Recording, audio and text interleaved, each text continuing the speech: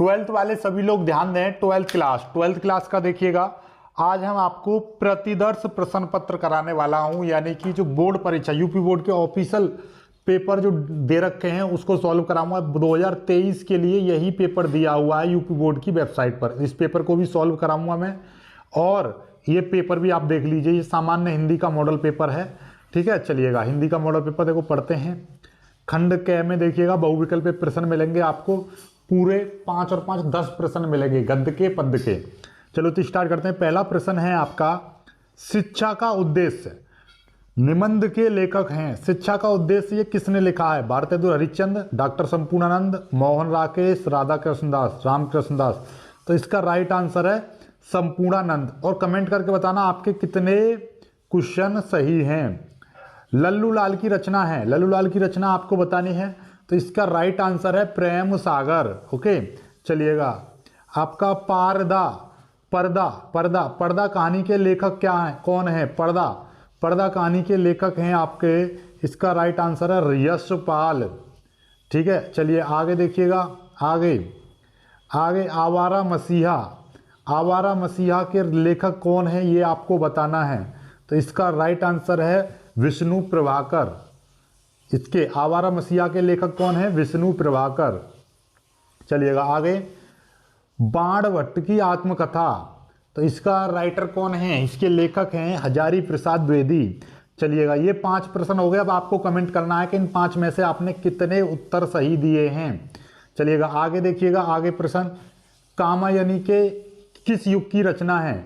कामायनी किस युग की रचना है ये आपको बतानी है, तो इसका राइट आंसर है आपका छायावादी युग, यानी आधुनिक छायावादी युग की ये रचना है। ओके आगे देखिएगा, आगे बढ़ते हैं। आगे देखिए, निम्नलिखित कवियों में से कौन प्रगतिवादी युग का है? प्रगतिवादी युग का कौन है? तो देखिएगा केशवदास अग्रवाल, ये अग्रदास नहीं, यहाँ पर क्या आएगा? अग्रवाल आएगा। क्या आएगा? अग्रवाल। इनका पूरा नाम है केशवदास अग्रवाल, तो ये है इसका राइट आंसर। ठीक है, ये आपका राइट आंसर है केशवदास अग्रवाल आएगा, इसमें थोड़ा सा मिस्टेक है छपने में। चलिएगा, तार सप्तक का प्रकाशन, तार सप्तक जो कृति थी ये कब और किस सन में, यानी किस सन में ये पब्लिश हुई थी, ये आपको बताना है। ठीक है, तो इसका राइट आंसर है 1943। चलिएगा आगे देखिएगा, द्विवेदी युग की रचना नहीं है। द्विवेदी युग की रचना कौन सी नहीं है ये आपको बतानी है। प्रिय प्रवास ये भी द्विवेदी युग की है, भारत भारती ये भी द्विवेदी युग की है, कामायनी ये भी द्विवेदी युग की है, ये साकेत ये द्विवेदी युग की नहीं है। तो आपको कमेंट करना है कि ये साकेत किस युग की है, ये आप कमेंट करके बताइएगा। ठीक है चलिएगा आगे देखते हैं। आगे अगला क्वेश्चन, अगला यानी कि महाकाव्य नहीं है, महाकाव्य बताना है इनमें से महाकाव्य कौन सा नहीं है। रामचरितमानस, पहली बात तो महाकाव्य क्या होता है? महाकाव्य होता है यानी जिसमें किसी यानी महापुरुष के जीवन का पूरा सार लिखा हो, या उसमें उसके जीवन का पूरा वृत्तांत लिखा गया हो। ठीक है ना, तो आपका ये रामचरितमानस ये भी आपका महाकाव्य है, पद्मावत ये भी महाकाव्य है, साकेत ये भी महाकाव्य है। तो बचा कौन? ये मामा ये क्या है? ये आपका महाकाव्य नहीं है। ओके अब देखिएगा, ये आते हैं आपका दिए गए गद्यांश पर आधारित प्रश्नों का उत्तर दीजिए, यानी कि इसमें आपको 2 खंड आपको दे रखेंगे, 2 पैराग्राफ, जिनमें से एक करना है, और एक पैराग्राफ में आपको मिलेंगे 5 प्रश्न मिलेंगे, और पांचों के पांचों प्रश्न 2-2 नंबर के रहेंगे, यानी कि 10 नंबर का है एक पैराग्राफ। ठीक है, इसको करेंगे। देखिएगा ये देखो, यहाँ से धरती माता की कोख में जो अमूल्य निधियां भरी हैं, जिनके कारण वह वसुंधरा कहलाती है, उससे कौन परिचित नहीं होना चाहेगा, ऐसे इस तरीके से लिखा हुआ है। तो इसमें आपको ये इनके क्वेश्चन देने हैं, ये मैंने आपको बता दिए हैं, बोर्ड पर आपको करके बताया था, कॉपी पर करके बताया था कि आपको उत्तर कैसे देना है। इनको मैं अपने कॉपी पर करके फिर से बता दूंगा आपको। ठीक है, देखिएगा जैसे ये आ गया अशोक के फूल वाले चैप्टर को जरूर याद कर लेना। ठीक है, जैसे कि इसमें आ गया, इसका संदर्भ लिखिए। संदर्भ का मतलब कि ये लिखेंगे कि प्रस्तुत पंक्तियां या प्रस्तुत गद्यांश हमारी पाठ्य पुस्तक गद्य गर्मा के अशोक के फूल नामक पाठ से लिया गया है, जिसके लेखक अशोक के फूल के लेखक कौन हैं? हजारी प्रसाद द्विवेदी हैं। इस तरह से आपको लिख देना है। ठीक है, फिर रेखांकित अंश की व्याख्या कि पंडिताई भी एक बोझ है, जितनी भारी होती है उतनी ही तेजी से डुबोती है। इसका मतलब ये है कि आदमी जितना ज़्यादा विद्वान होता जाता है वो उतना ही ज़्यादा घमंडी होता जाता है।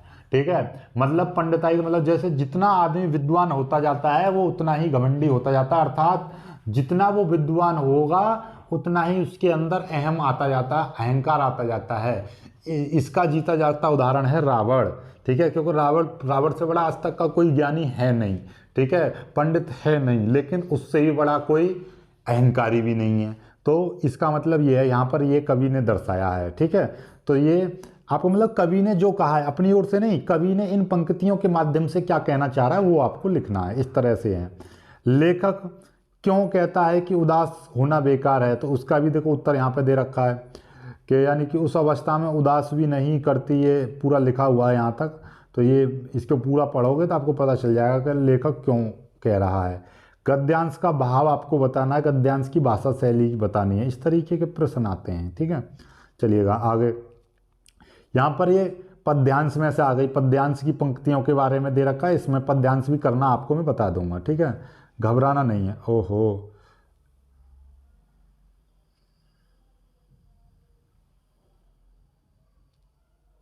चलिएगा, ये तो चल रही है वीडियो, देखिए आगे देखते हैं। आगे देखिएगा, ये हो गया आगे।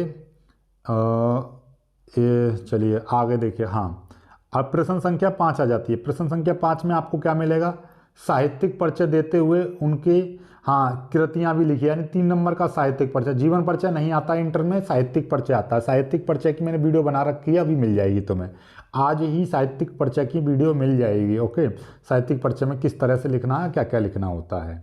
ठीक, चलिएगा आगे, जिसमें 2 मिलेंगे, 2 कवियों के। ठीक है ना, गद्य के और पद्य के, दोनों में से एक एक कवि का आपको साहित्यिक परिचय लिखना है। चलिए आगे देखिएगा। आगे एक कहानी, 3 कहानी है आपकी, बहादुर, पंचलाइट और एक लाठी। ये 3 कहानी है, तीनों कहानी में से ये ज़्यादा इंपॉर्टेंट है पंचलाइट। पंचलाइट कहानी का उद्देश्य याद कर लीजिएगा। पंचलाइट कहानी की आपको कथा वस्तु यानी कि उसका क्या करना है, कहानी याद कर लेनी है। ठीक है, लाठी नहीं है यहाँ पर, क्या है, ध्रुव यात्रा। 3 कहानियाँ आपको, बहादुर, पंचलाइट और ध्रुव यात्रा, 3 कहानी है। तीनों कहानी के तीनों में से किन्हीं 2 के उद्देश्य और उन्हीं 2 के, जिन कहानियों को याद करो उन्हीं कहानी का उद्देश्य, उन्हीं 2 कहानियों का सारांश याद कर लेना, उनकी कथा वस्तु याद कर लेना, ताकि आपका कोई भी प्रश्न आए तो उसमें से आप कर सको। ठीक है, चलिएगा आगे। इसमें क्या करना है, इसमें आपको रश्मि रथी का एक याद कर लेना है, कोई भी एक। रश्मि रथी में आप क्या करोगे, आप देखिएगा ये लिखा हुआ है। रश्मि रथी में आपका कर्ण का चरिचित्रण याद कर लेना, बस कर्ण का कर लेना, और आप एक कृष्ण का कर लेना, बस ये दोनों का चरिचित्रण याद कर लेना। ठीक है, चलिएगा ये आ गया। रश्मि रथी में कर्ण के चरिचित्रण करिए। ठीक है ना, चरिचित्रण का वर्णन करना है कर्ण के ऊपर। अब देखो संदर्भ सहित व्याख्या, ये आ गई संस्कृत में। संस्कृत में भी 7 नंबर की व्याख्या आती है आपकी।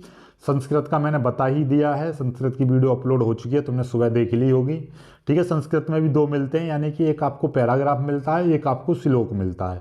14 नंबर की आती है संस्कृत में भी, हिंदी अनुवाद करने के लिए। ठीक है, इसको कर लेना। ठीक है, तो मैंने समझा दिया है आपका। अब आते हैं ये आपका मुहावरों का अर्थ लिखकर वाक्य प्रयोग करिए। मुहावरे तो आप बहुत ही अच्छी तरह से जानते हो, नहीं जानते तो ये मैं बता दूंगा, इंपॉर्टेंट मुहावरे ये आ जाते हैं। संधि विच्छेद, संधि विच्छेद तथापि का संधि विच्छेद कीजिए, तथा प्लस अपि, इसका बी आंसर सही है। चलिएगा आगे। परमेश्वर, परम प्लस ईश्वर, परमेश्वर बन गया। परम प्लस ईश्वर कहाँ है, परम प्लस ईश्वर ये रहा, सी, परम प्लस ईश्वर, परमेश्वर बन गया। गायक, गै प्लस अक, गायक, गायक का गै प्लस अक। ठीक है, ये तो आपको याद ही होने चाहिए। ठीक है, आगे देखिएगा, ये आपको विभक्ति वगैरह बतानी, विभक्ति याद कर लीजिएगा।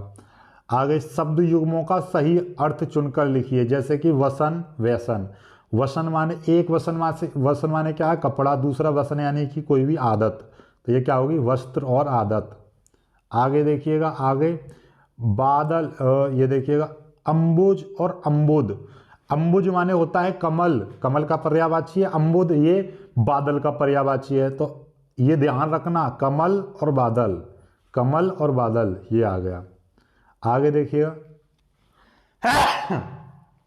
हाँ, अंबर, अंबर के दो अर्थ लिखने हैं। जैसे कि आपका अंबर माने क्या है, आकाश है, ठीक है, इस तरह से एक और लिख देना कोई भी, ठीक। पट के लिख देना विधि, विधि यानी कि कानून और कोई भी नियम, विधि कानून भी होती है, विधि नियम भी होती है, ठीक है। विधि एक क्या होती है, आपकी एक योजना भी होती है, किस योजना से किस विधि से जा रहे हो, ठीक है। तो इस तरह से आप लिख सकते हो। नाग, नाग यानी कि सांप भी हो सकता है, ठीक है, इस तरह से आपको लिख दे हुए, ठीक है। बादल को भी नाग बोलते हैं, ठीक है। तो आप कोई भी लिख दीजिए, ठीक। चलिए आगे देखिएगा। इनके शब्द, जो आंखों के सामने हो उसको क्या बोलते हैं, प्रत्यक्ष। आगे, जानने की इच्छा रखने वाला, जिज्ञासु, ये इस तरह से आपको लिख देने हैं, ठीक है। अब देखो इनको शुद्ध कैसे करेंगे, शुद्ध करना भी सीख लो थोड़ा सा। तुम कुर्सी पर बैठे हैं, इसको शुद्ध करोगे कैसे, तुम तो कुर्सी पर बैठे हैं, तो को काट दो, सीधे सीधे लिख दो, तुम कुर्सी पर बैठे हो, क्या आएगी, तुम कुर्सी पर बैठे हो, ये हो गया सही, ठीक है। आगे देखिएगा, इस सरोवर में अनेकों कमल खिले हैं, अनेकों नहीं आएगी, अनेक तो अपने आप में ही एक बहुवचन शब्द है, तो अनेक आएगी इसमें, केवल अनेक, ठीक है। इस सरोवर में अनेक कमल खिले हैं। आगे देखिएगा, ये सम्मेलन में कवित्री ने भाग लिया, नहीं, कवित्री ने सम्मेलन में भाग लिया, क्या होगा इसका, कवित्री ने सम्मेलन में भाग लिया, इस तरह से आप इसको सही करोगे। देखिए ये क्या है, कृपया अनुमोदन करने की कृपा करें, इसमें दो बार कृपा आ रहा है, तो पहले वाले कृपा को काट देंगे, बाकी लिख देंगे अनुमोदन करने की कृपया करें, अनुमोदन करने की कृपा करें, इस तरह से, ठीक है। अब ये वीर रस, हास्य रस, ये परिभाषा याद कर लेना, इनमें श्लोक, दोहा, ठीक है, इस तरह से। और ये मैंने आपको बता ही दिया है कि भैया शहर में गंदगी फैलने के लिए क्या लिखोगे, सेवा में जिला अधिकारी महोदय, और नीचे लिख दोगे कानपुर नगर, फिर लिख दोगे महोदय या श्रीमान के, और फिर आगे शहर में फैली हुई, कि बहुत दुख के साथ सूचित करना पड़ रहा है कि हमारे शहर में बहुत सारी गंदगी पड़ी हुई है, जिस कारण से बहुत सारी गंदगी, जगह जगह पर कूड़ा कचरा और पानी, नालियों में पानी भरा हुआ है, जिस कारण से मक्खी और मच्छर फैल रहे हैं, जिससे अनेकों संक्रमण बीमारियां फैलने का डर है। अतः आपसे विनम्र निवेदन है कि आप शीघ्र अतिशीघ्र हमारे शहर की सफाई कराने हेतु संबंधित अधिकारी को या सक्षम अधिकारी को आदेश देने की कृपा करें, या सफाई करवाने का कष्ट करें, जिससे कि शहरवासी इस कष्टमय ज़िंदगी से दूर रहें, मतलब उस कष्टमय ज़िंदगी से क्या कर सकें, मुक्ति पा सकें, ठीक है। इस तरह से आपको मतलब लिख देना है, ये मैंने आपको कराया भी था, ऐसे ही आप इसको कर लेंगे, ठीक है। बैंक खाते वाला मैं नहीं करा, बैंक खाता खोलने के लिए मैं आपको बता दूंगा, ठीक है, एक लिख के दे दूंगा आज ही, क्योंकि कल का पेपर है तो आज ही बता दूंगा, ठीक है। और इनमें से देखिएगा, आप एक समझ लीजिए, एक आतंकवाद वाला याद कर लीजिएगा, वृक्षारोपण, और एक समाचार पत्रों की भूमिका, ठीक है, बेरोजगारी की समस्या, ये तो सारे ही इंपॉर्टेंट है यहाँ पर, लेकिन फिर भी आपको एक दो इंपॉर्टेंट बताऊं। विज्ञान का कर लीजिएगा, हाँ, एक वो जनसंख्या वृद्धि पर जरूर कर लेना, जनसंख्या वृद्धि, कोरोना, ठीक है, इस तरीके का ऐसे जरूर याद कर लेना, ठीक है, निबंध जो है, ठीक है। चलिएगा, तो आई होप कि आपको समझ में आया होगा। वीडियो को भाई लाइक जरूर कर देना, और बाकी बचे हुए क्वेश्चनों को मैं वीडियो में सॉल्व करा दूँगा, इस पूरे पेपर को सॉल्व करा दूंगा मैं, ओके। चलिएगा।